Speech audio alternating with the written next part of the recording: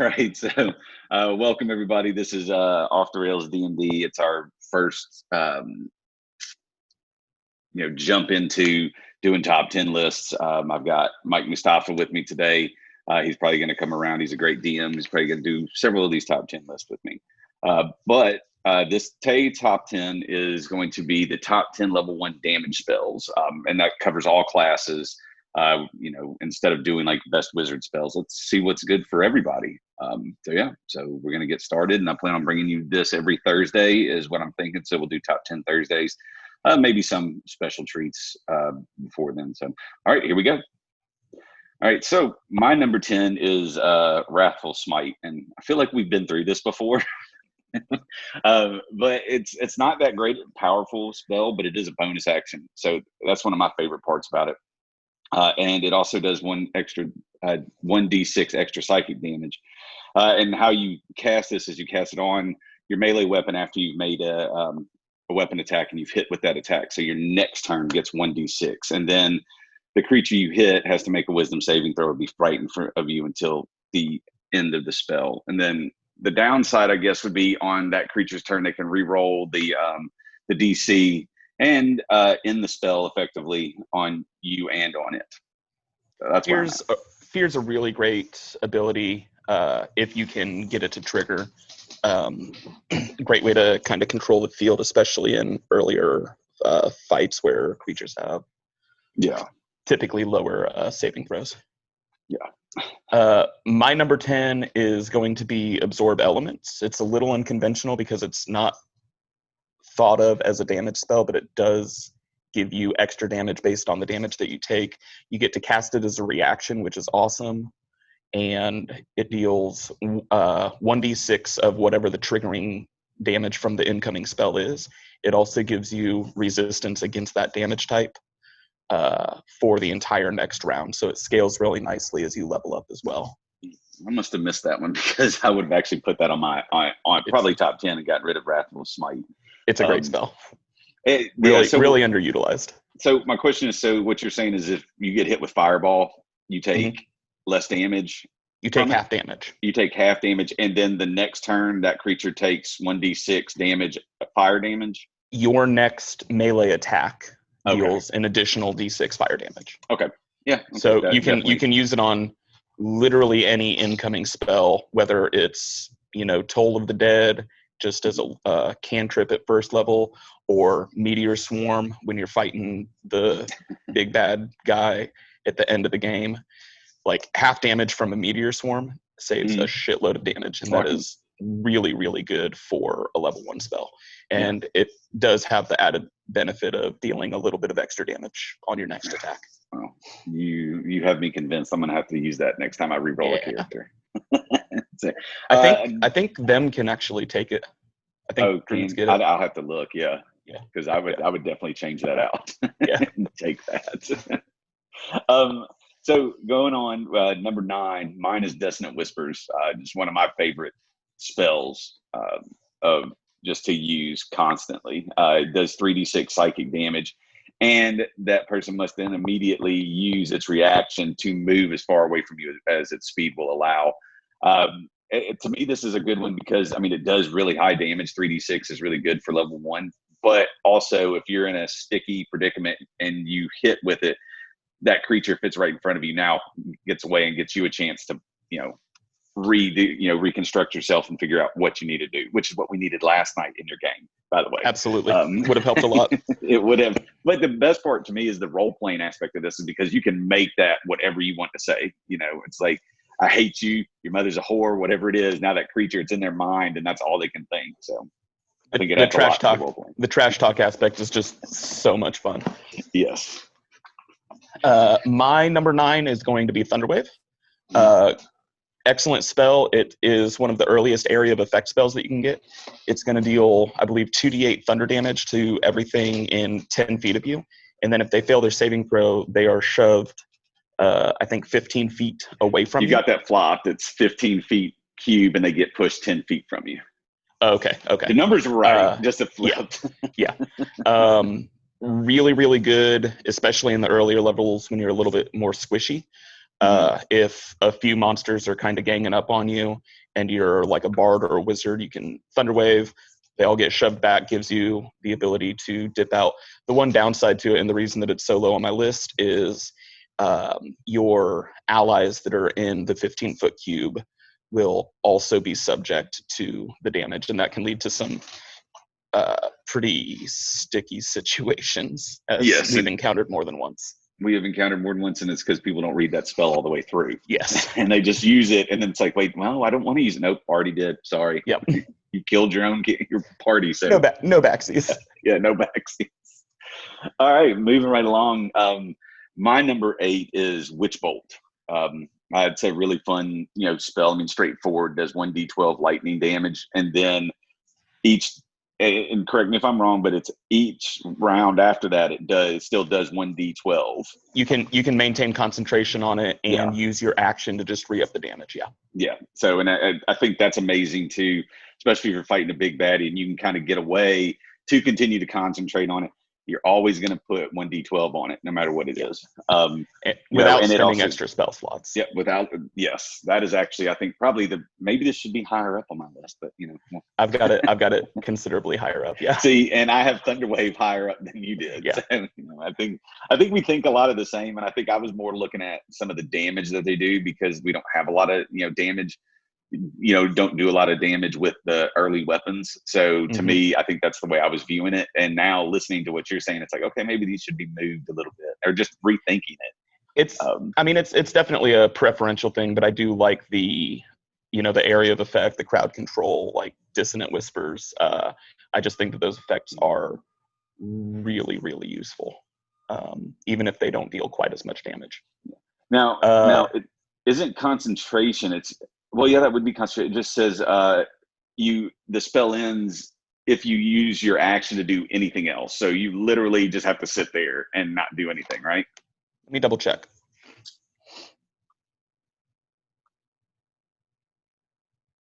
Witch Bolt is concentration for up to 1 minute. It is concentration. Okay. Yeah. So who all can do that? That is sorcerers, warlocks, wizards. Yeah, so there's not a lot of bonus action stuff that you can do if you're concentrating on Witch Bolt, but it's still just being able to, with a single spell slot, contribute, over the course of 3 rounds, probably 20 damage to a level 1 fight. Yeah, is huge. Yes, definitely. My number 8 is going to be Ray of Sickness. Deals 2d8, and if they fail, I believe it's a Constitution saving throw, they are poisoned. The 2d8 damage is nice. The big effect that I look at is the poisoned ability, especially in the early game. If you're fighting a creature that's out of the scope of your party, giving them disadvantage on their attack rolls and ability checks can really turn the tide in a big fight. Yeah, and see, I have that a little bit higher up as well. So I really enjoy it. We'll get to it. So now we're going on to number 7, right? 10, 9, 8, 7. This is where I have Thunderwave. Okay. I actually think another reason why I put it up there is because we have played with so many people who don't read it and use it, that it is one of those ones that if you just want to be that jackass character, he's like, oh, I didn't know. And so, but we've said everything about that we need to say. So, the only thing I don't think we said, it creates an audible boom out to 300 feet. So maybe that's another downside if you think about this.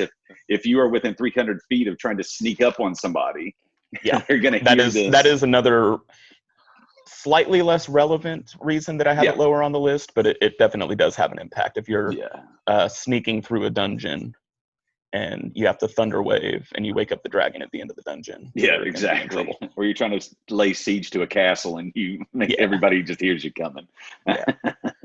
My number 7 is going to be very similar to Thunderwave. It is Arms of Hadar. The only thing that I don't like about it is I believe it's only a warlock spell. However, it is effectively the same area of effect, deals 2d6 instead of 2d8. And if they fail their saving throw, as opposed to being pushed back, everything in the vicinity loses its reaction for the next round. Oh, wow. So it's got a lot of utility in the same senses of Thunderwave. It can get you out of a really sticky situation, but it also frees up any of your allies to move past the monster without taking opportunity attacks, which can come in very, very useful. Yes. It does have the same downside in that if your allies are in the range of the spell, they will also take the damage and potentially lose their reactions. But when things start to go tits up, it's a great way to lock something or multiple somethings down for a round so that you can book it. Yep. I could have used that. We could have used a bunch of stuff last night in your game. Pretty sure. You Or could we have just done need some people. recon. You could have just we waited to go in. don't need people just kicking in doors. Actions have consequences. They very much so, and yeah. So I think there's going to be some people having to re-roll characters. Hopefully, it'll be funny. I've got a plan. See, yeah, just kill them. Kill me. It's fine. Yeah. All right, moving on. To number 6. So my number 6 is I know a spell that I've used a lot with you is Ice Knife, and actually I think this is one of my favorite area of effect spells. Well, I mean it's not necessarily area of effect right away, but it does 1d10 piercing damage, and then every creature within 5 feet of that must make a dexterity saving throw, and if they don't, they take an extra 2d6 damage. So I really like that. I mean, that's like throwing a grenade and a dude catching it and blowing up. And also plays out, again, a lot of the stuff, the role-playing aspect of it. You know, you're sitting there, you can twiddle your fingers and this ice knife appears and you just shoot it out. Yeah, you've used it as an intimidation tactic more than once. And it's Yeah. pretty effective in that sense. Yeah. And again, this goes up, the damage goes up as you get higher in level too. So it always moves up with you. My number 6 is actually going to be Dissonant Whisper. Not really much to say about it that hasn't already been said. It is a fantastic crowd control. It's a great way to weave some role playing into combat scenarios. 3d6 is pretty reasonable damage dice, but the ability to just make one creature run as far away from you, especially if you can, use it on the boss in any given fight and kind of isolate them until you take out all of the smaller baddies, is just it's a fantastic spell. Can you what was it I was gonna say? Anyway, I don't know. It was something about using that to actually I'd probably end up using it on my own people, make them run away. Yeah. It's like, why, what are you doing? Stop. Fly, you fools. Yeah. All right. Moving on. Number 5 for me is Ray of Sickness, which was on yours as well. I think the biggest thing for me, and the reason why it's so high, is that poisoned aspect, especially at a lower level. And it's also, I mean, it's a lot of different. It just to me has a lot of different things because it's just, again, role playing aspect. You can say it's plague or boils that come out of your hands and hit them and then poison them if they don't make that Constitution saving throw. Absolutely. My number 5 is going to be Witch Bolt. Basically the same reasons as yours. 1d12 is solid damage. Being able to repeat it without spending extra spell slots is fantastic. If you have picked up any kind of bonus action stuff along the way, being able to deal solid damage while still while still doing other things in combat, whether it's if you pick up some kind of healing word or something along those lines, is just fantastic. And yeah, there's just not much more that can be said about it. Just a great spell. Yeah. So let me ask this. So since you can't do anything else, and now this is something I don't know. What if you use a bonus action? You could use a bonus action while you're doing that, correct? To keep Absolutely. that. Okay. Yeah. It's just you can't make another attack, cast another attack spell. That takes up correct. Your so action. I don't think. I think there's maybe one branch of Warlock and one branch of Sorcerer that can both take Witch Bolt and healing spells. Mm-hmm. I think it's like the Celestial for for sorcerers, and I don't remember what it is for warlocks. But if you can even just pick up healing word and like 1d12 to the main guy plus 1d4 healing to whoever's getting beaten on, it's pretty powerful. Yeah. All right. So moving on to my number 4 is Guiding Bolt. I really love this spell. 4d6 radiant damage. It has a range of 120 feet, so that you can really surprise the shit out of somebody. If you wanted to. The other thing that I like about the spell, though, is that you have advantage on your next attack roll made against the targets you hit. I think that's amazing. Especially if, like, I was rolling good last night, but other people weren't, and if they just hit it, how I can hopefully get and smack something. So yeah, and then the damage also increases 1d6 for every slot level above 1. So yeah, nice. My number 4 is going to be Magic Missile. This spell, the more I play with it, the more I like it. 3d4 automatically hits, comes in clutch. Not the most damage, but the fact that you're never going to miss with it unless they have like shield, I think, is the only thing that negates it. And being that it's force damage, very, very, very few things in Dungeons and Dragons have resistance to force damage. So it's always going to deal damage to something. And it's kind of just the bread and butter of the wizard specifically, but it really gets there more often than one would think, even if it's small damage dice. Oh, my AirPods just died. Can you hear me? Yep. Okay, I got you too. All right. I don't have anything to say. I thought that was going to actually be higher on your list than that. I really had a hard time with my top 4. Okay. It's they're all just great spells. Yeah, my number 1's the one that has. Anyway, we'll get to that in a second. So moving right along to number 3. My number 3 is a Hellish Rebuke. It's a reaction. I really like that, especially as a reaction, and it also does 2d10 fire damage. But it does have on a failed save, they take 2d10, or if they even succeed at the your dexterity save, or their dexterity save, they still take half as much. So it's still going to cause some damage. And also it goes up 1d10 for every level above, every spell slot above 1. Again, just something that's fun. It can also, in the description, you point a finger and the creature that damaged you is momentarily surrounded by hellish flames. I mean, come on. It's just, that has to be. It's a great visual. Yeah.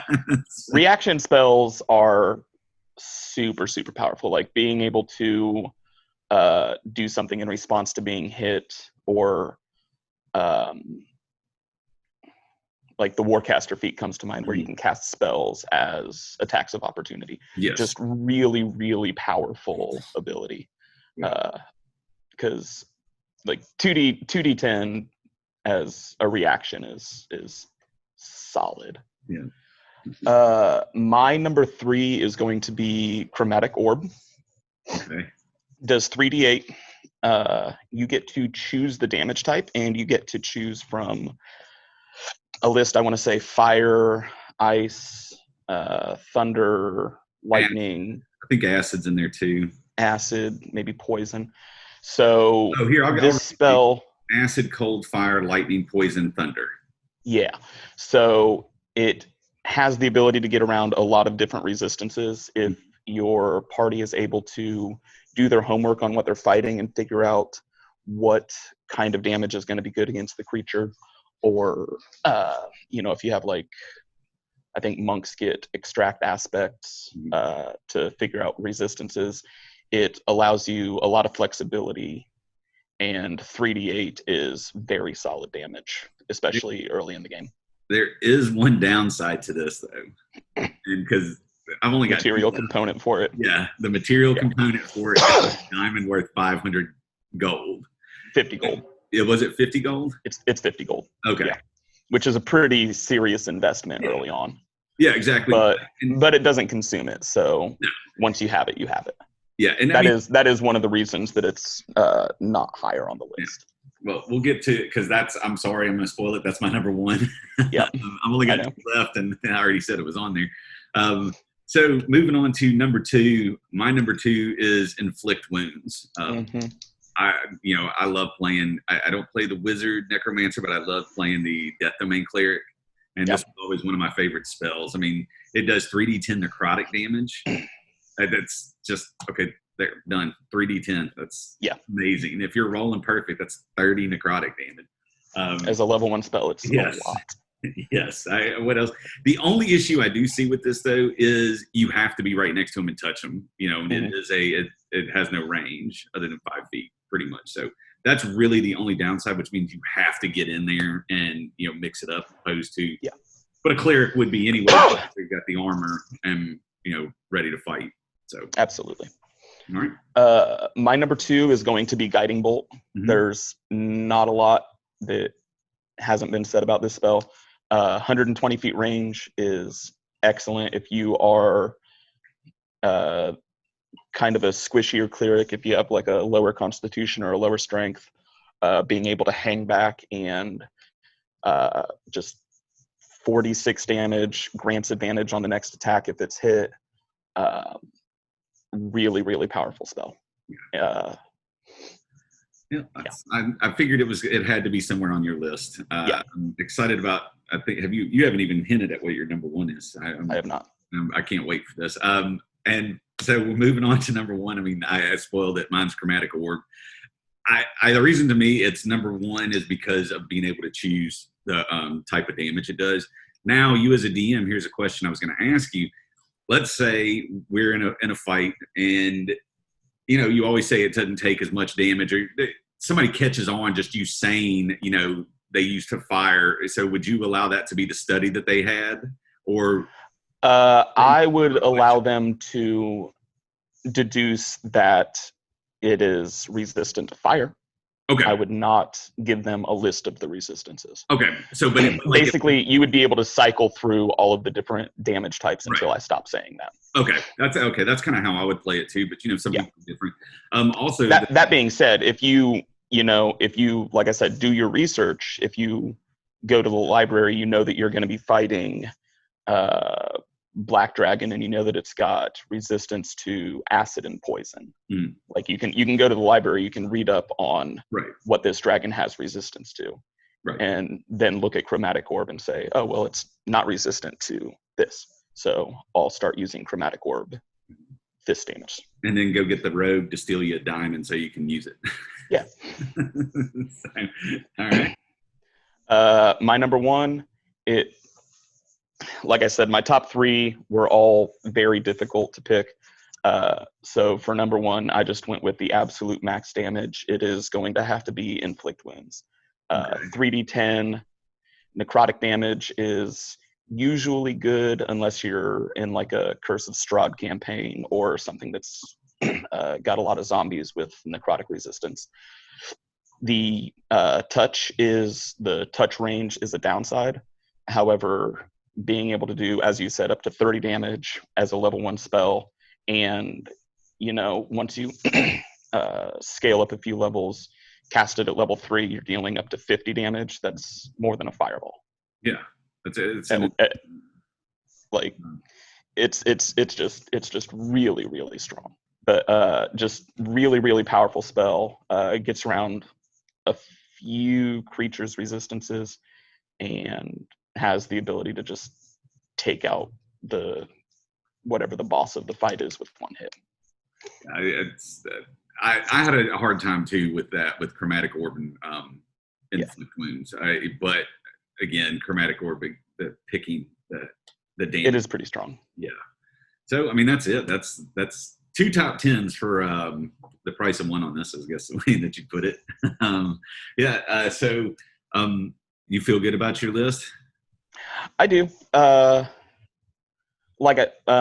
I said before we started recording, I had several of the Paladin Smite spells in the list originally, but I took them out because Paladins don't get spells at level 1. Right. It's actually kind of surprising how few damage spells there are at level 1. It is.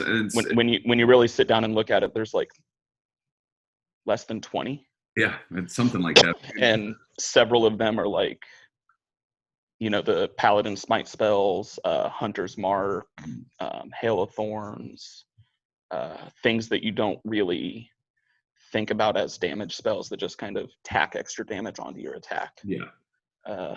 So that was the most surprising part to me. Yeah, it's going to be interesting because I don't think I've ever gone and just looked at those type of spells. I've always looked at what can help my party. What kind of person am I trying to do? I mean, so this is actually really fun. And we'll do level 2 as well. We just got to put that list together. All right. Well, hey, everybody, thanks for watching. Thank you to Mike for being with us. Thanks for your top 10. I figured we'd have some the exact same. I actually thought we might be a little bit closer on some of the other ones. Like I'll just use Inflict Wounds as an example. I thought maybe it was going to be number 2, where we whatever, but doesn't matter. I think you can make an argument for Guiding Bolt, Chromatic Orb, and Inflict Wounds, all 3 being the best damage spell. Yes. Actually, looking at my list now, I kind of think I should have put Guiding Bolt as number 1, just because too late. It's already 120 feet is a lot of feet. That is a huge game. I mean, that's almost as that's what 30 feet shorter than Fireball. Yeah. The main reason that I don't have it as number 1 is it doesn't scale quite as well when you level up. Like an extra D6 versus an extra D10. Mm-hmm. If you cast it at level 2, it's got a higher floor, but the same ceiling as a level 1 Inflict Wounds. So. Well, cool. Well, thanks a lot for stopping by. We'll do it Thanks again. for having me. Yeah, no worries, man. We'll do it again next week. And next week's will be top 10 level 2 damage spells. We're going to keep on that because, I've been having fun reading all this stuff. So. It's good to actually sit down and read through them. I'm kind of surprised as a DM how little I know about what player spell options are. Yeah. Well, I mean, you don't always play something that uses. I used to play. I have no idea how that spell works. You read it to me. Know your characters. Yes. No. Please. So, all right, Mike. Well, hey, have a great rest of the day, man. And we will we'll talk here soon. And absolutely. Everybody else, subscribe, do whatever that shit is, like I always do. So, y'all have a great night. Peace. Peace.